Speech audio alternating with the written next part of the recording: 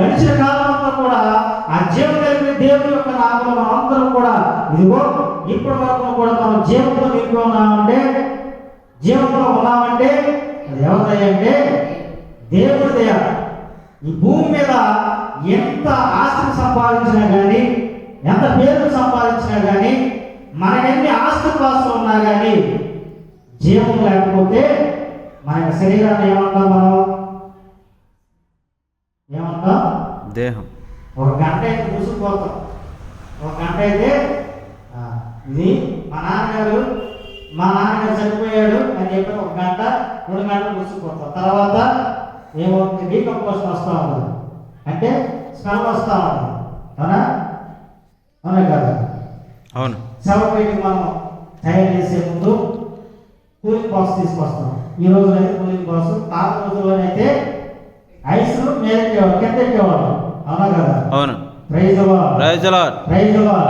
అలాగే మనము కొద్ది నిమిషాలు మాత్రమే ఉండేటటువంటి ఈ యొక్క శరీరము దేవుని ఆత్మలో మనలోకి ప్రవేశించి ఇదిగో గత సంవత్సరం అంతా కూడా కాల్చిరాబడిన దేవులకు మనము ఈ యొక్క సన్నిధికి వచ్చి రాలేకుండా ఉన్నటువంటి ప్రతి ఒక్క ఆత్మను కూడా ప్రశ్నిస్తా ఉన్నాడు యేసుక్రీస్తు వారు.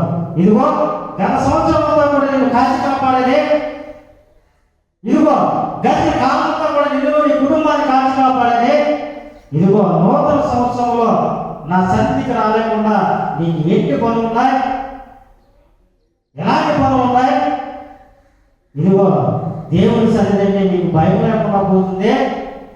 ఇదిగో ఒకసారి ఇర్మీయా గ్రంథంలో మీరు చూసుకున్నట్లయితే తల్లి గర్భంలో రూపంతో మునిపే నేను నీ భవిష్యత్తు నేను ఏర్పాటు చేస్తే ఈ భూలోకంలో ఈ సాతాను యొక్క కబంధాలలో నీవు కొట్టి పెట్టాడుతూ ఆ కొట్టి పెట్టాడుతూనే వారి యొక్క అడుగుజాడలో నడుస్తూ ఉన్నావే అని మాట్లాడుతూ ఉన్నాడు జీవం కలిగిన దేవుడు. ఒకసారి యోబు పత్రిక 1వ అధ్యాయము 5వ వచనం చూసుకున్నట్లయితే 1వ అధ్యాయం 5వ వచనం చూసుకున్నట్లయితే యోబు గురించి మాట్లాడుతూ ఉన్నారు కదా. ఎవరంటే దేవదూతల బృందం అంతా కూడా వారి సమూహమయ్యి దేవుని యొక్క సమక్షంలో వారు సభగా ఏర్పాటు చేసి ఉన్న సందర్భంలో ఈ సాతాను వస్తూ ఉంటాడు. యోబు పత్రిక 1వ అధ్యాయము 2వ అధ్యాయము 1వ వచనం. యోబు పత్రిక 2వ అధ్యాయము 1వ వచనం కనబడిందా? కనబడింది. 664 పేజ్ నంబర్. 2వ అధ్యాయం 1వ వచనం. దేవదూతలు మరలా దేవుని సమక్షమునకు వచ్చింది. వారితో పాటు సాతాను కూడా వచ్చెను. దేవుడు సాతానుని నీవు ఎక్కడి నుంచి వచ్చితివి అని అడగగా అతడు నేను భూలోకమున అటు ఇటు సంచారం చేసి వచ్చితివి. ఇదిగో సాతాను ఒప్పుకుంటా ఉంది, నేను నెట్ట నిలుపు మార్గంలో రాలేదు. ఇదిగో ఈ భూలోకాన అటు ఇటు తిరగాడుతూ ఎవరు నీ నామం ఎవరు ప్రార్థన చేస్తున్నారు వాళ్ళందరినీ కూడా కప్పచెందేలాగా, వాళ్ళందరినీ కూడా నీ సన్నిధికి రాకుండా ఇదిగో అనేక సమస్యల చేత వాళ్ళందరినీ కూడా వారిని నేను నాశనం చేసి వస్తూ ఉన్నాను. ఇదిగో నీ ఆజ్ఞ ప్రకారమే అని మాట్లాడుతూ ఉన్నాడు సాతాను. మరలా దేవదూతల బృందం అంతా కూడా మరలా అంటే అనేకమైనటువంటి సార్లు దేవదూతల బృందం అంతా కూడా దేవుని నామములో ఏకపక్షముగా వారి కూటముగా ఏర్పాటు చేసి మన గురించి ఈ భూలోకంలో నివసిస్తున్న మన గురించి తర్కించుకుంటూ ఉంటారు. కీర్తన గ్రంథంలో 103వ కీర్తనలో మాట్లాడుతుంటాడు, నా దేవుడైన యాభై దేవులకు స్తుతి కలుగును గాక అని మాట్లాడుతూ ఉంటాడు.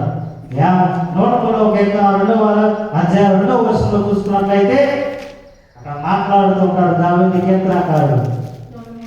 103వ కీర్తన 2వ వచనం. నా ప్రాణమా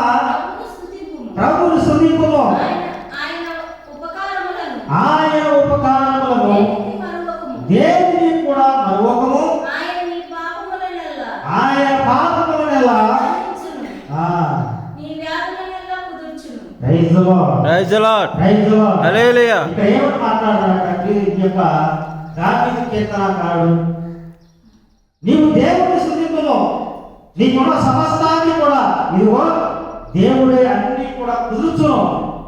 నీకున్న సమస్యలు కానీ, నీకున్న ఇబ్బందులు కానీ, నీకున్న రోగాలు కానీ, నీకున్నటువంటి మానసికమైనటువంటి రోగం చేత బాధపడుతూ ఉన్నా కానీ, ఒకవేళ నువ్వు దేనికోసమైతే చూస్తున్నావో ఆ పని నుంచి కూడా ఇదిగో నువ్వు దేవుని స్తుతించగలిగితే చాలు, దేవుని సన్నిధికి వచ్చి నువ్వు దేవుని స్తుతించగలిగితే చాలు,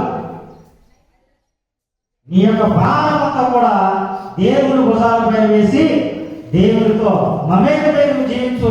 ఆ ఉన్న కాలం అంతా కూడా దేవునికి ఇచ్చిన సమయం అంతా కూడా దేవుని సమయంలో దేవుని యొక్క స్థలంలో నీ యొక్క మనసు తరులంతా కూడా దేవుని అర్పించి దేవునితో మమేకమై నీ ఆత్మను నీ యొక్క దేహాన్ని కూడా దేవునితో మమేకమై జీవించగలిగితే ఉన్న కాసేపు దేవుడు నీ యొక్క సమస్యలను, నీ యొక్క బాధలను, నీ యొక్క ఇబ్బందులను అన్నింటినీ కూడా కుదురు చేస్తాడు.